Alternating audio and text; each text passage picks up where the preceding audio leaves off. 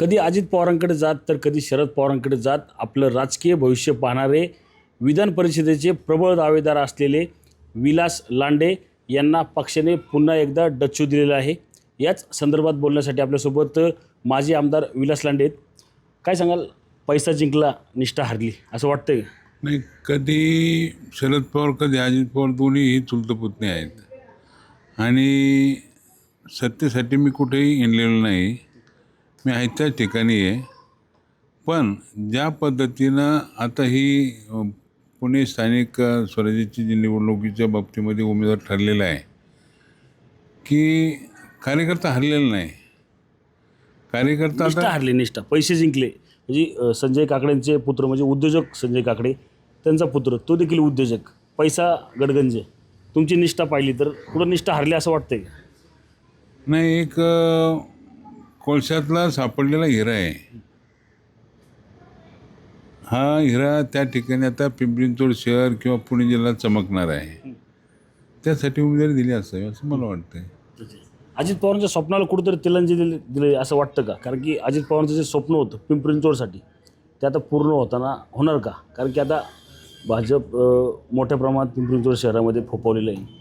राष्ट्रवादी कुठंतरी कमी आहे. नाही, भाजप तर फोपवलेलंच आहे.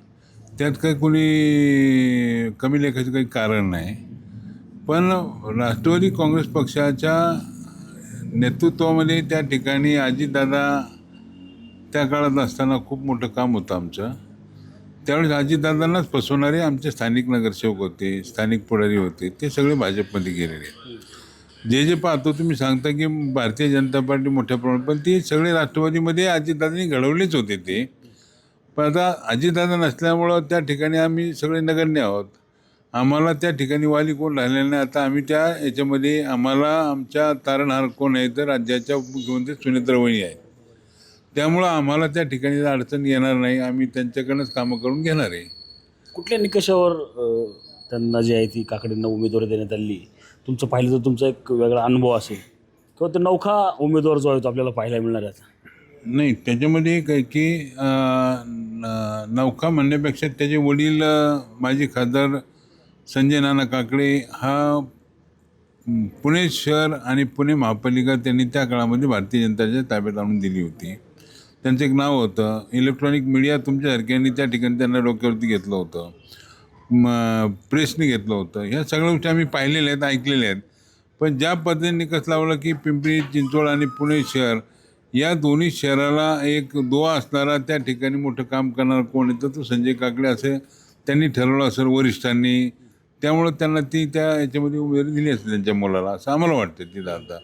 पण याच्यामध्ये एक निकष कोणता लावला, काय लावला, आर्थिकदृष्ट्या सगळे सक्षम आहेत, सगळे तयारीचे आहेत, कोण कोणाला कमी नाही आहे. तेच फक्त एकटे येतं ना, आम्ही बाकीचे काही कुठं काय याच्यामध्ये नाही. सगळे सारखे त्या ठिकाणी आहेत, तोला मोलाचे आहेत.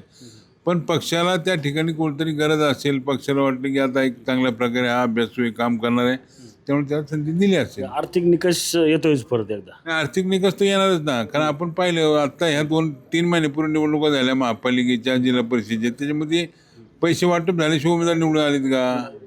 ते झालेत ना. मोठ्या प्रमाणात त्याच्यामध्ये तर खूप मोठा घोडेबाजार झालेला आहे. तसाही सुद्धा या ठिकाणी जर समजा समोरचा उमेदवार कोण आहे त्याच्यावरती ठरणार आहे, नाहीतर काय निवडणूक व्यवस्थितपणे होईल. काय भूमिका असणार तुमची? आता तुम्हाला डावलण्यात चाललंय, काय भूमिका असणार? तुम्ही पक्ष बदलणार किंवा पक्षासोबत राहणार किंवा पक्षाच्या संदर्भात काय तुमची भूमिका असणार? नाही, स्वर्गीय अजितदादांनी ज्या पद्धतीने आम्हाला शिकवण दिली, त्याचप्रमाणे आदरणीय शरद पवारांनी जी शिकवण दिली की आम्ही पवार परिवाराला सोडून दुसरीकडे गेलेलो नाही. पण एक आहे की त्याच्यामध्ये दुसरीकडे जाण्यापेक्षा त्या ठिकाणी त्यांच्याशी आता चर्चा करणार आम्ही निवडणूक झाल्यानंतर की पुढं काय करायचं, पुढं भवितव्य कसं राहणार आहे, पक्षाच्या दृष्टिकोनातून वाढीसाठी काय करावं लागेल, त्यासाठी चर्चा करावं लागणार आहे. हा निर्णय आमचा त्या ठिकाणी राहणार आहे. अजित पवार असते तर आज अजित पवार असतं तर कोणाला बोलायला संधी नसती मिळाली, आपोआप त्या ठिकाणी सगळं बिनवस्त झालं असतं. ती अडचण झालीच नसती कधी, हे आम्हालाही दिसतं. पण अजितदादा नसल्यामुळं आम्ही त्याच्यावरती काही बोलू शकत नाही. दादा होते. आज तरी बोलायला तुम्हाला संधी आहे का? कारण की आता 2-4 दिवसापूर्वी काहीतरी मिटिंग झाली, कुणाला बोलू दिलं नाही असे देखील चर्चा आहेत. नाही, असं नाही.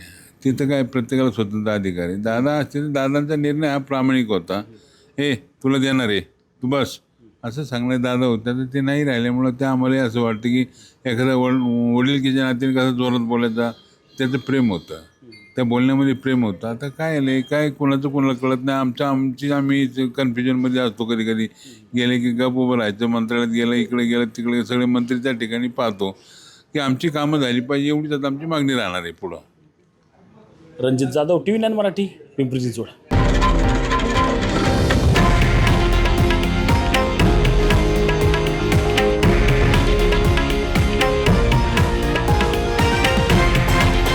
हे आहे देशातील नंबर 1 न्यूज नेटवर्क आणि आपण पाहत आहात TV9 मराठी, एकमेव.